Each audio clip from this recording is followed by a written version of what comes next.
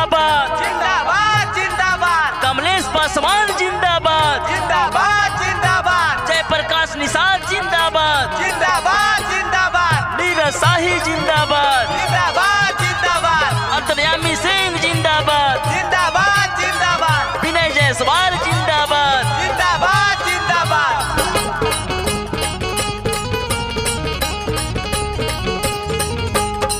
योगी जी के शेर हुए, योगी जी के शेर हुए, इनके या जमाई ये हो बाबा सुनी, ये हो या सुनी, दीपक सिंह गब्बू के जिताई, ये हो चाची सुनी, दीपक सिंह गब्बू के जिताई।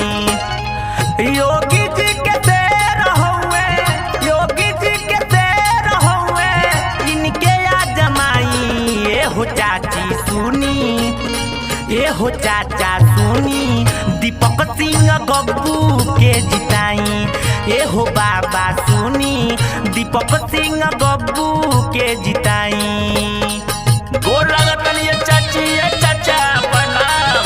अरे हई देखी दीपक भैया आइल बने आई, अगर अपने गांव के गली के शहर के जैसे चमकावे के बा तो यहाँ के भारी से भारी मतों से विजयी बनावे के बा।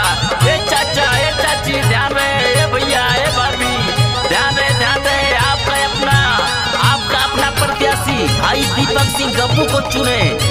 तो आइए, बहुत बढ़िया एगो कवि के कल्पना बा, कैसे छोटू हो इनका के लागल बाटे रौरा सबसे आस जी, इनके जिताई करी है गाँव के विकास जी, इनका जिताई करी है गाँव के विकास। हाँ इनका के लागल बाटे रौरा सबसे आस जी, इनके जिताई करी है गाँव के विकास जी। सोचली विचार ली के वोट दियाई, ये हो चाची सुनी, ये हो चाचा सुनी, दीपक सिंह गब्बू के जिताई, ये हो चाची सुनी, दीपक सिंह गब्बू के जिताई।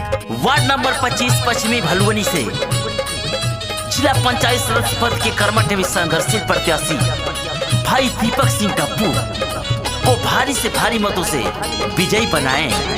आपका अपना प्रत्याशी भाई दीपक सिंह गब्बू को चुने। तो ध्यान रहे चाचा, ध्यान रहे चाची, ध्यान रहे भैया, ध्यान रहे भाभी, वोट दे किसी एक को, वो भी किसी नेक को।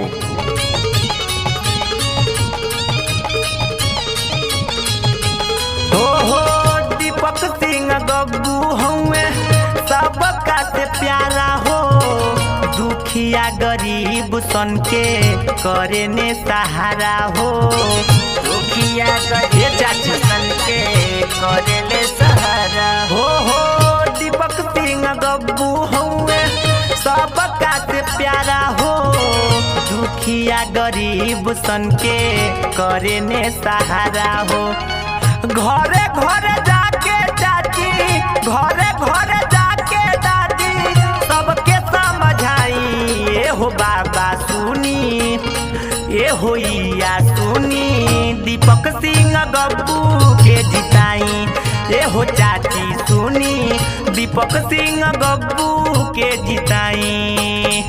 अरे चाचा ए चाची, अगर अपने गांव मोहल्ला के शहर की तरफ बनावे के बाद, चमकावे के बाद, तब भाई दीपक सिंह गब्बू के जितावे के बाद, तो ध्यान रहे चाचा, ध्यान रहे चाची, आपका अपना साथी भाई दीपक सिंह गब्बू करे प्रचार गायक छोटू के तारी हो, दीपक सिंह गब्बू के बाद विकास के तैयारी हो, दीपक सिंह गब्बू के बाद विकास के तैयारी। हाँ करे प्रचार गायक छोटू खेसारी हो, दीपक सिंह गब्बू के बाद विकास के तैयारी हो।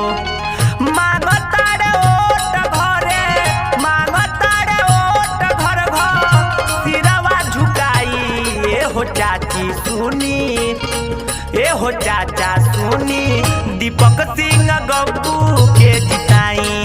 ए हो बाबा सुनी, दीपक सिंह गब्बू के जिताई। योगी जी के शेर हुए, योगी जी के शेर हुए, इनके या जमाई। ए हो चाचा सुनी, ए हो चाची सुनी, दीपक सिंह गब्बू के जिताई। ए हो बाबा सुनी, दीपक सिंह गब्बू के जिताई। ए हो या सुनी, दीपक सिंह गब्बू के जिताई। ए हो चाची सुनी, दीपक सिंह गब्बू के जिताई। रिकॉर्डिंग शारदे म्यूजिक, पकड़ी बाजार।